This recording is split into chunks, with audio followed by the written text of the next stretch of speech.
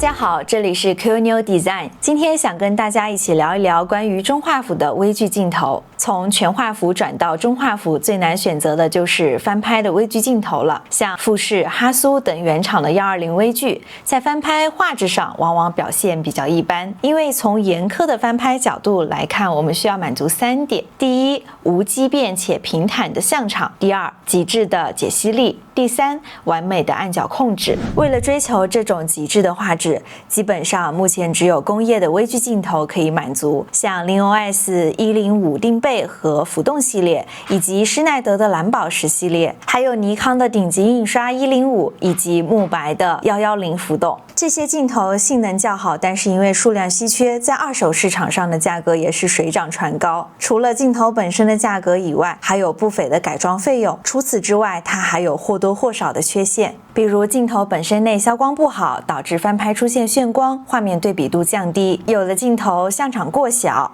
只能在特定的倍率下进行翻拍，否则就会出现暗角；还有的镜头接口奇葩，导致转接起来非常不方便。实际上，能够真正完美使用的只有最贵的那几只。好在这几年国产光学进步飞快，出现了许多出类拔萃的工业镜头。今天我们就给大家带来了目前国内工业镜头领域的2只性能怪兽，一只是长步道 LS160-5A， 还有一只是东正 PLS160-50 APO， 我们称它为东正160 APO。先来看看纸面参数。长步道这支镜头，它是专门为 16K 3.5 微米超高精度线扫相机定制的，它的设计参数非常扎实，它的中心解像力能够达到每毫米200线对，边缘也有160线对，加上66毫米的像场和不到1/1000的光学畸变，在 0.5 倍的放大率下，它的解析力甚至已经超越了开头我们列举的一些光学前辈。另一边是东正镜头，在这里有必要和大家科普一下东正光学。我们一直以为它是一家电影镜头制造商，其实它深耕多年的是工业光学领域，从2013年就开始做工业机器视觉镜头了。还有近年来新进的摄影镜头品牌旭也是他们旗下的。像我手里这支徕卡上面挂的镜头就是旭 281.4， 有了工业巨头的技术兜底，做工精良，它的光学素质远超其复古外表。现在我们来聊聊这支镜头的参数。82毫米的像场覆盖5440画幅都不在话下，暗角控制自然不必多说，实际解像力更是达到了每毫米300线对，而且整个中心和边缘的成像表现高度一致，只有 0.01% 的畸变。当然，这支镜头最核心的杀手锏是它几乎零色差的 APO 设计，以及一项极其关键的特性 RGB 红外兼容。它能同时兼容可见光和红外的不可见光。平时用普通镜头进行翻拍，底片上的灰尘和划痕真是很让人头疼，但是这支镜头兼容红外光谱，做到了300到1000纳米的波段覆盖。搭配改装去掉红外截止滤镜的相机，我们可以多采集一个红外通道，专门用于除尘。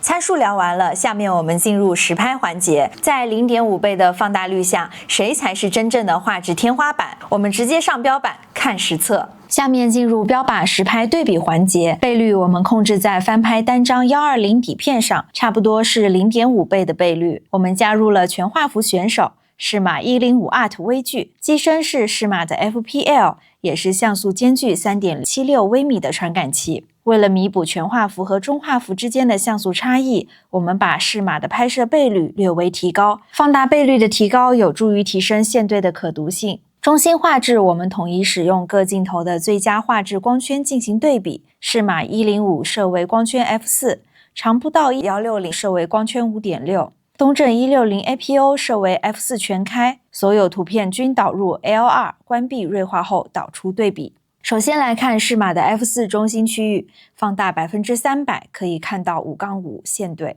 画质还是十分出色的，应该是目前最强的民用微距镜头了。然后我们来看长步道中心能到 5-6 线对，比提高放大倍率的适马解析力还高。最后我们来看东正160 APO， 画面来到了 6-1 线对， 6-2、6-3 出现了明显的伪色。我们把3个画面放在一起对比，东正的线条分明程度比长步道的还要好上不少，应该是受限于传感器解析力的原因，只能到 6-1 线对。如果换一个更高像素传感器，比如飞思的 IQ4150、工业 IMX411 黑白传感器，成绩还能提升很多。接下来我们来看边缘画质，我们取适马的最佳光圈 5.6， 长不到 5.6， 东正继续 F4 全开。我们拍摄4个边缘，为防止歪轴等其他因素，直接选4个边缘中画质最好的那张。可以看到适马这边还是5-5线对，比中心反差略差一点点，长不到是5-6线对，反差比中心稍低一点，和适马一样。反观东正这边还是5-6以上，全是伪色，可读线对继续保持6-1。我们再来并排对比一下，可以很直观的看出这3支镜头的差距。东正的画面反差是这3支镜头当中最好的。最后我们做个总结，其实这3支镜头从中心到边缘都能保持较高的一致性，对于翻拍工况都很好。不过最出色的还是东正这支160 APO， 标着 16K 5微米的相源，实际榨干 3.76 微米的传感器都绰绰有余，真正的从画面中心锐到边缘，轻松喂饱1亿像素。实测标靶看完了，下面给大家展示一下用东正这颗镜头翻拍的底片。